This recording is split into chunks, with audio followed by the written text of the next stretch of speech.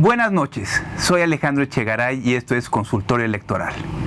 Para que un candidato transmita el mensaje adecuado durante su campaña, es necesario que coincidan su imagen y su discurso.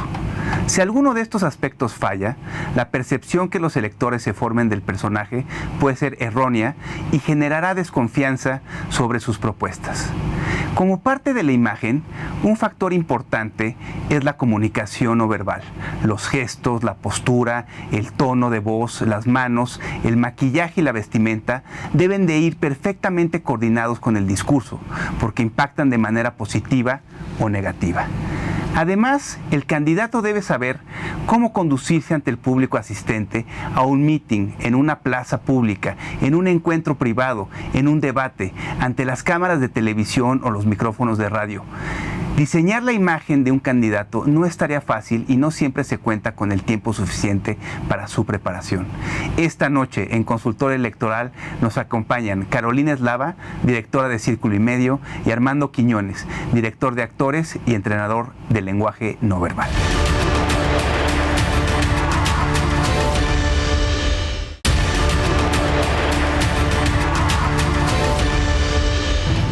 Hoy en Consultorio Electoral estamos de manteles largos. Tenemos a la consultora non plus ultra. Gracias, hombre. En entrenamiento de medios. Caro, muchísimas gracias por estar con nosotros. Muchas gracias, Alejandro. Y al gran director de actores, el profe Armando Quiñones. Armando, muchísimas gracias por estar hoy con nosotros. Gracias a ti, Alejandro, un saludo a tu audiencia y buenas noches a todos. Bueno, y el agradecimiento es doble porque pues me imagino que ahora están muy socorridos. Claro. Sí. La semana pasada bastante. Iniciamos campañas. Correcto. Y ya me imagino que llevan varias semanas pues entrenando a muchas figuras públicas. Claro. No vamos a decir quién. No, bueno, eso es parte de la premisa. Exacto. Y a ver, me encantaría que nos platicaran, que le platicaran a la audiencia, a los televidentes, pues en qué consiste lo que hacen. O sea, un poco Consultorio Electoral inició con la intención de meter a la audiencia, de meter a los televidentes a los cuartos de guerra, ¿no? Entonces, que ustedes nos pudieran platicar qué es lo que sucede en los cuartos de guerra, qué hacen ustedes, en qué consisten los entrenamientos. Claro, bueno, tú ahorita pues debes de estar preparando a tus clientes para el debate, pero también me imagino que eres muy socorrida cuando hay una cuestión de crisis management, claro, de manejo de crisis, preparar a figuras públicas para que den entrevistas. También, profe, ¿no? El lenguaje no verbal pues es fundamental, ¿no? Muchas gentes nos dicen que pues la imagen es que un 70, un 50%, que la gente a veces no está realmente escuchando lo que... Sí, es más visual el mundo que auditivo. Es más visual el mundo que auditivo. Entonces, ¿por qué no empezamos, Caro, que nos platiques qué es lo que ocurre en los cuartos de guerra, en qué consisten los entrenamientos? Correcto. Bueno, ¿qué hace una media trainer, no? Pues mira, a ojos de algunos periodistas, somos maquiavélicos, ¿no? Nos juntamos para ver cómo maquillamos la realidad, cómo los entrenamos para no decir lo que no se quiere. No, en realidad yo diría, primero una cosa, los media trainers, que somos los entrenadores para dar entrevistas, somos producto de la democracia.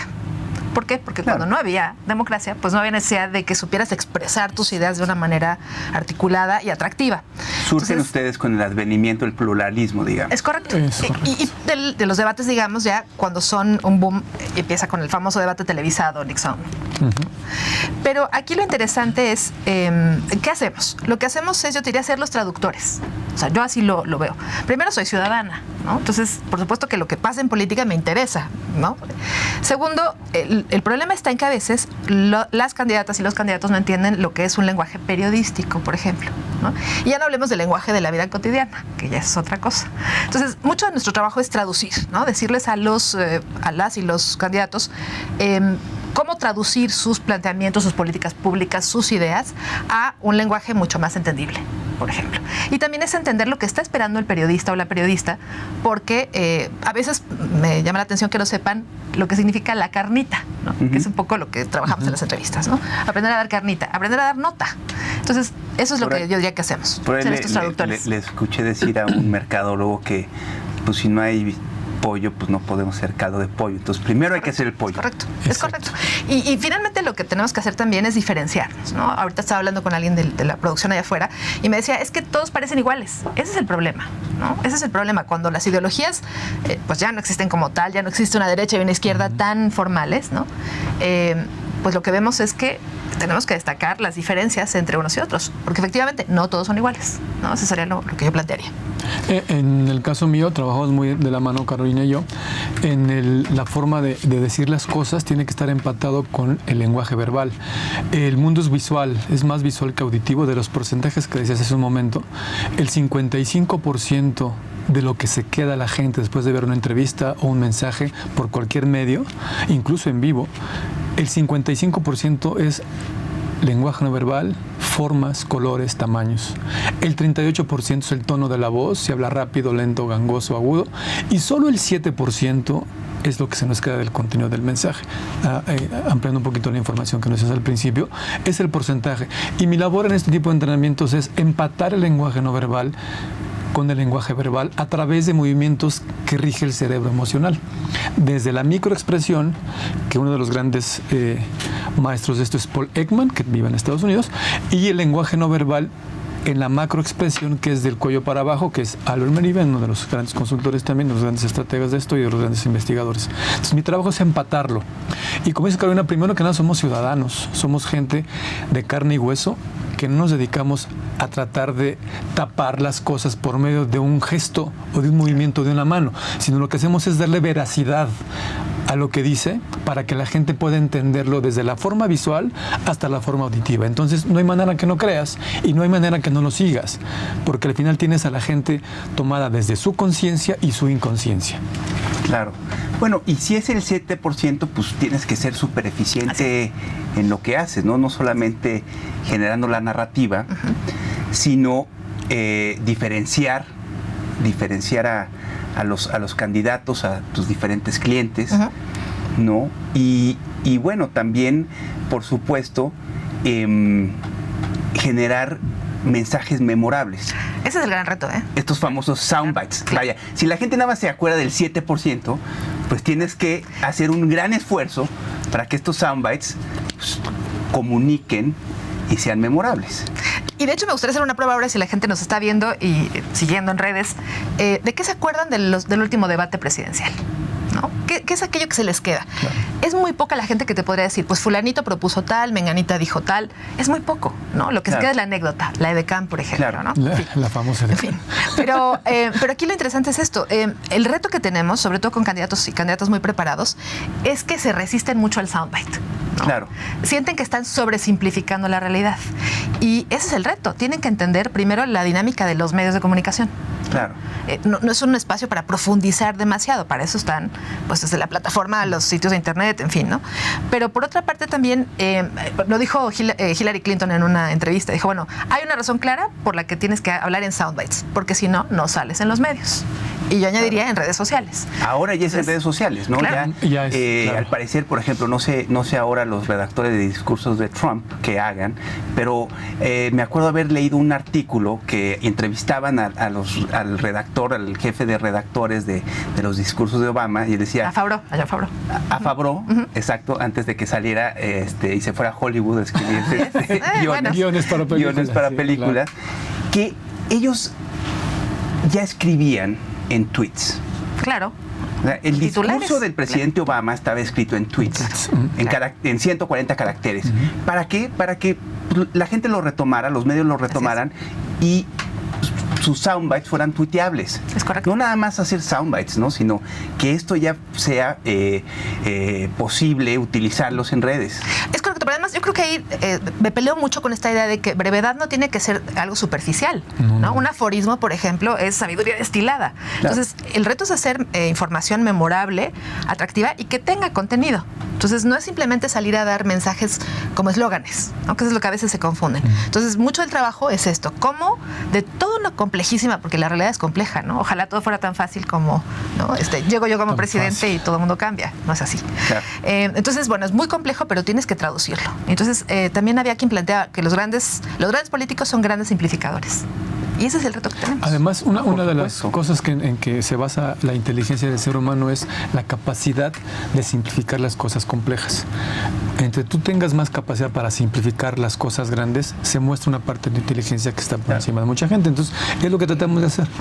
Trabajar desde el cuerpo, desde la cabeza, desde el cerebro emocional, los soundbites, para que todos vayan acompañados de una verdad y que sean imaginativos, y no que sean palabras, nosotros decimos que son como domingueras, ¿no? Estas palabras muy rebuscadas que luego no comunican.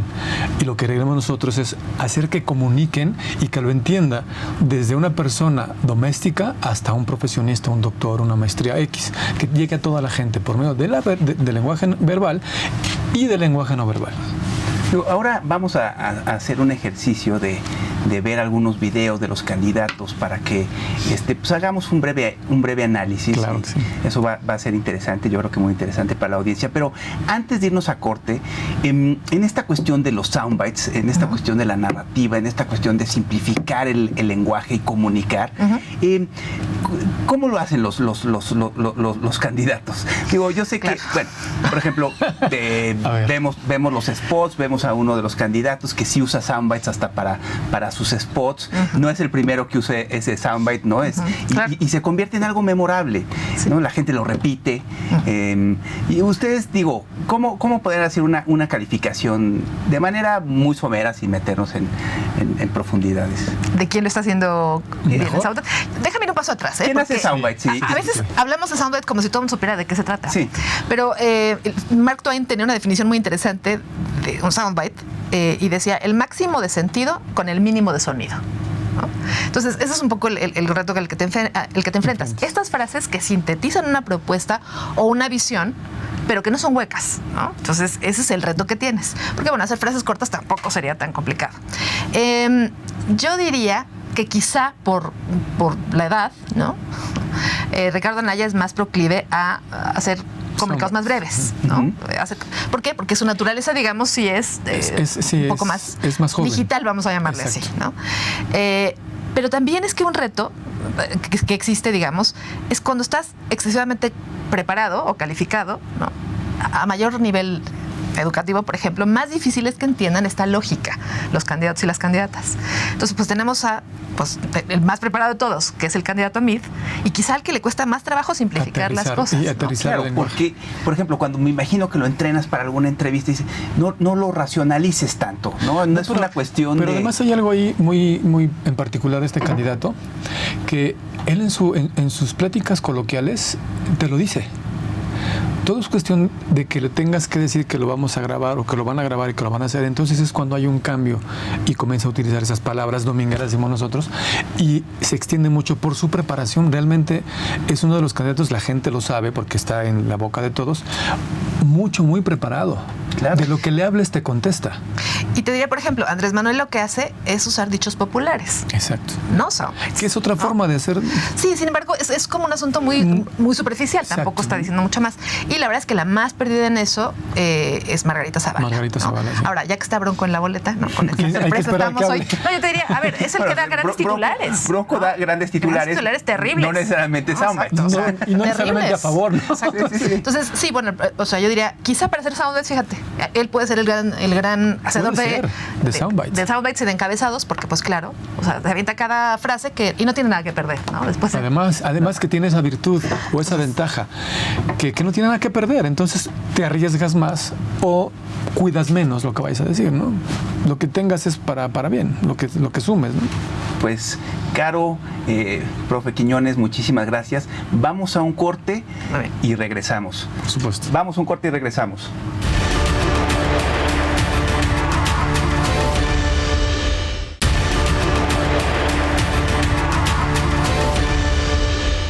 Vamos a desarrollar una estrategia nacional de prevención del feminicidio con infraestructura de protección a las víctimas y, muy importante, capacitación a policías y señaladamente a ministerios públicos.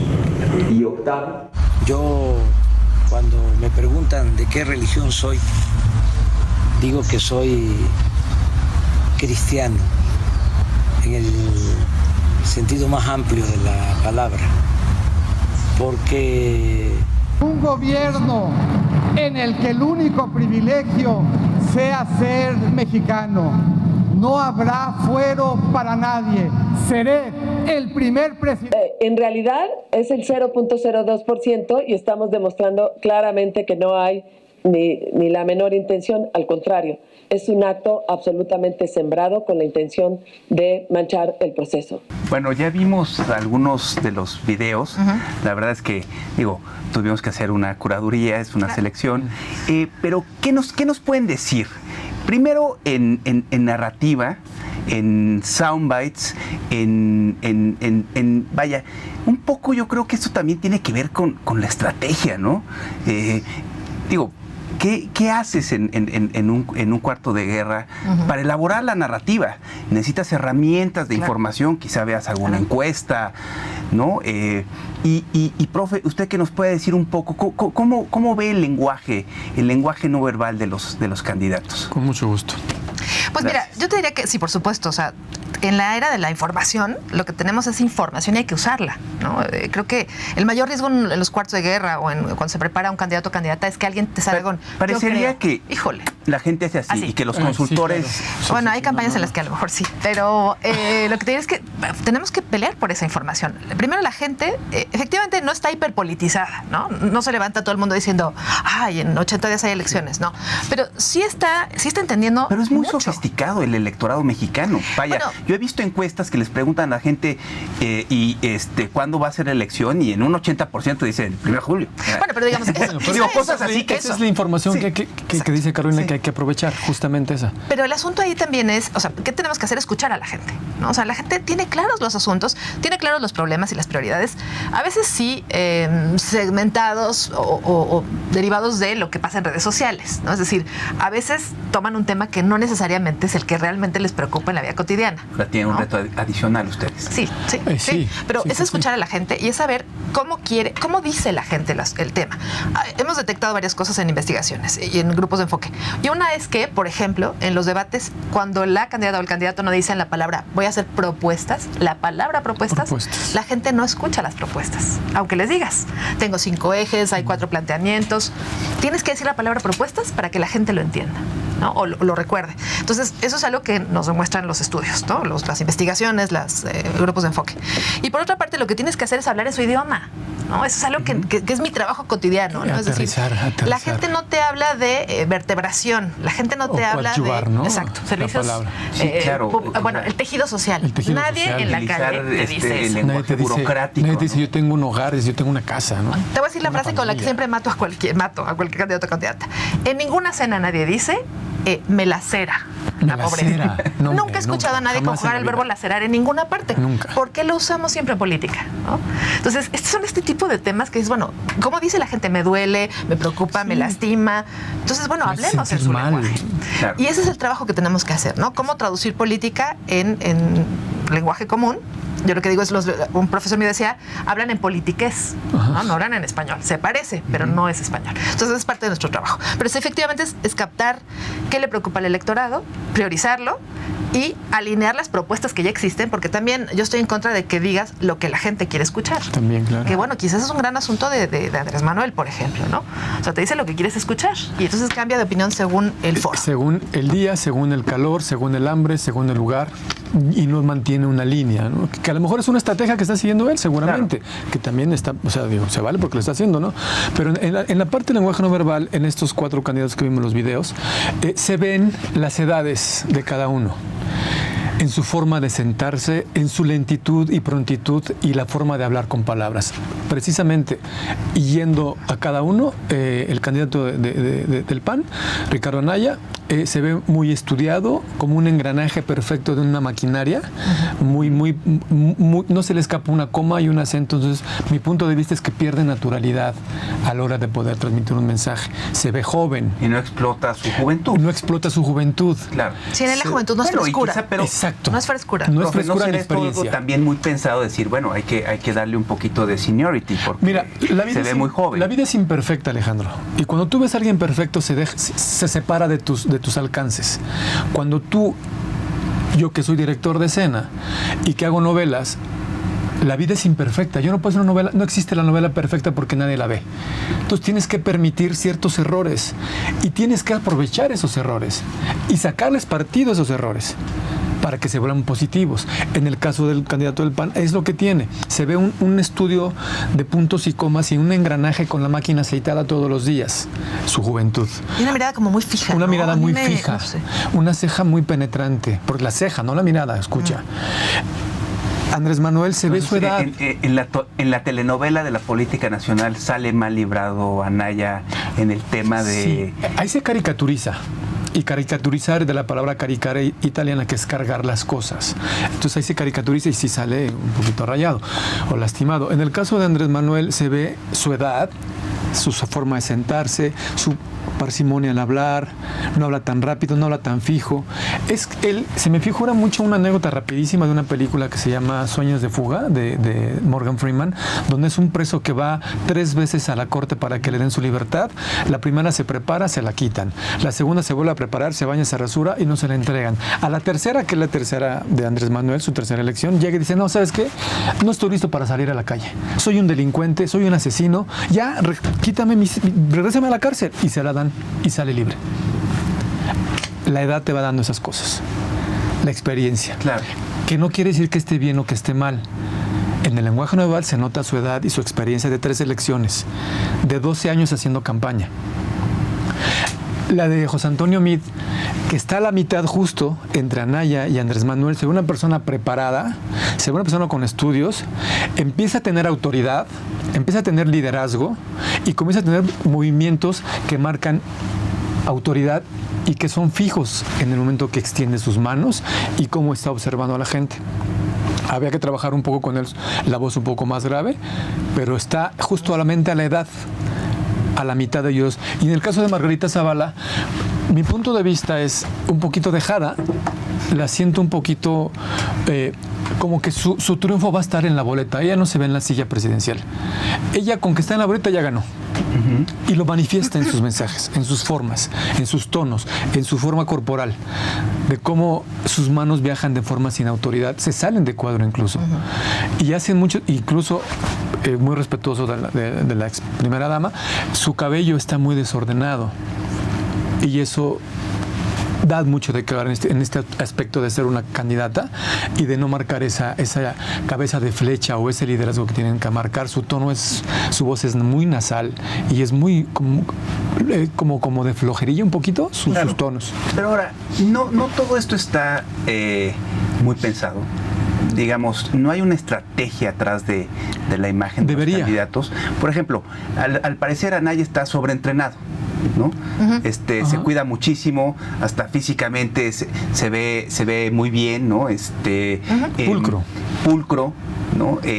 Margarita, por ejemplo, pues digo, ya no la he visto, pero pues antes era la veías con un rebozo. Sí. Vaya, esto no es una cuestión de moda, sino que quieres comunicar y transmitir algo, ¿no? Andrés Manuel, que ahorita lo veíamos sentado en la silla, en su casa, ¿no? En su casa, como echándose una cerveza, muy cómodo, como si se estuviera tomando una cerveza con sus amigos. Vaya, debe de haber algo atrás, ¿no? Los candidatos te quieren comunicar algo. Sí, a ver, pero por ejemplo, coincido, pero tiene que haber estrategia, tiene que haber cine de imagen, pero el asunto es que tampoco pueden dejar de ser quienes son, ¿no? O sea, el gran discurso siempre es, o el gran problema siempre es que ellos se resisten a veces diciendo, yo no quiero que me cambien. Y es un mal entrenador el que vaya a cambiar a un candidato o candidata. No los puedes cambiar en esencia, pero lo que sí puedes hacer es matizar rasgos que son chocantes. Por ejemplo, una voz demasiado nasal o muy aguda. Pero cuando exageras, ¿no? Como el caso de Anaya, lo que haces es perder naturalidad, ¿no? Perder frescura. Y la gente, digamos, no se va a centrar a ver este gesto. Exacto. Pero lo que te dices, hay algo que no le creo, ¿no? Y quizá el reto, por ejemplo, con el candidato Meade es que sea más cercano, ¿no? O sea, que sí te conecte más emocionalmente, porque es un hombre estrictamente racional. Lo ves en sus discursos, lo ves en su propia gesticulación, digamos, muy mesurada, ¿no? Muy mesurada. Hay una... Perdón, y nos faltó el bronco. El bronco. Bueno. Se sale de cualquier norma. Sí, el bronco se cuece aparte. Pero bueno, también tiene sus formas. Ajá. Y también tiene esa forma agresiva de su propio nombre, el bronco. Es el bronco, ¿no? Pues. Claro. Entonces sus momentos son muy agresivos. Pero sí tendría que haber este diseño, pero yo insisto, un buen entrenador, un buen asesor, lo que hace es potenciar lo que ya tienes naturalmente y matizar lo que es chocante o no es muy favorecedor, pero nunca cambiar la personalidad o la esencia de un candidato o candidata. Mal trabajo haces si se nota. Cambias, claro. ¿no? Claro. Por ejemplo, me llama mucho la atención, ahora en un programa pasado, uno de los programas con los que iniciamos esta serie de consultor electoral, veíamos a Andrés Manuel que ya en un spot donde lo ponen en una oficina, que se parece a Los Pinos, que le ponen un saco, le ponen una corbata. También me llama la atención que la corbata no necesariamente estaba tan bien hecha, o sea, un poco también como es él, ¿no? Más relajado, más desparpajado, pero quieres comunicar algo. Vaya, es fundamental la imagen para... Pero ahí, por ejemplo, Alejandro, lo que dice Carolina, la comunicación. es lo que justo lo que dice Carolina. No tienes que cambiar, tienes que sumarle su personalidad. Si Andrés Manuel, yo me acuerdo haberlo visto 2 veces de corbata en 12 años que lleva haciendo en puestos. Entonces, tú ahorita le pones una corbata, yo siento, mi punto de vista, que es una mala elección de los asesores, donde él deja de ser él, porque además lo que proyectas pero es totalmente igual lo que diferente. quieren proyectar es que ya es lo quieren poner en un estatus ya como Ok, eso es lo que quieren. ¿no? ¿Pero tú le creíste? Presidencial. Eso es lo que quieren. ¿Tú le creíste? No necesariamente, pero... Ese es lo que hacemos nosotros. Creo que, por ejemplo, el problema con él es que, por lo que entiendo, es que no le gustan los asesores, ¿no? Y entonces, de pronto, sí ve la utilidad y trata de hacerles un poco de caso, pero después vuelve a decir, a mí no me vuelven a poner esto. Entonces, ¿cuál es el problema cuando hay una asesoría a medias?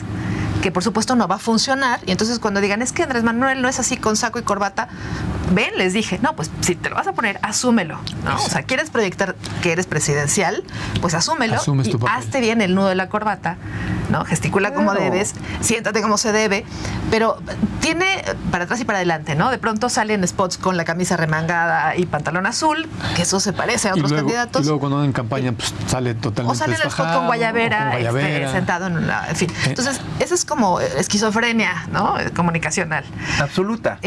Pero ese es el problema. Hay candidatos o candidatas que a veces no se dejan. No se dejan. ¿no? Entonces, digamos, lo que diría es, si tienen asesores, ¿no? Escúchenlos un poco. Claro. Bueno, y siempre y cuando el asesor te explique la razón por la cual, ¿no? Claro. También he escuchado asesorías que es que a mí me gusta más bueno, eso no es una asesoría. ¿Dónde está la información? ¿Dónde está la investigación? ¿Dónde están los grupos de enfoque? Hay un libro muy bueno que sacó una grosería, la voy a decir así, le pueden poner TIT, donde dice, el peor candidato es el que dice, soy todo un chingón. Ah, sí. En todo soy chingón, es cuando ya los asesores ya... soy un todoterreno. Entonces, pues no le hacen caso a nadie, ¿no? Entonces ahí lo que tenemos que hacer nosotros como asesores es ir con el equipo cercano y hablar y ser lo que siempre hemos hecho y lo que siempre hemos manejado la ética, de decir, esto es lo que yo aporto, esto es lo que hacemos nosotros, esto es lo que necesita él, no yo, y ustedes deciden si lo hacen o no. Algunas cosas se solucionan ahí sí usamos la razón más que la emoción, y a veces mantenemos la emoción en los parlamentos. Profe querido, se nos acaba el tiempo. Caro, desafortunadamente... Hombre, estaremos hablando de las campañas y apenas empieza, hombre. Apenas empieza y los vamos a tener aquí muy seguido, espero. Me dará mucho gusto. Con mucho Muchísimas gracias por su tiempo. Pues nos vemos pronto. Claro que sí. Gracias. Muchas gracias, buenas noches. Sintonícenos mañana por el mismo canal, en el mismo horario.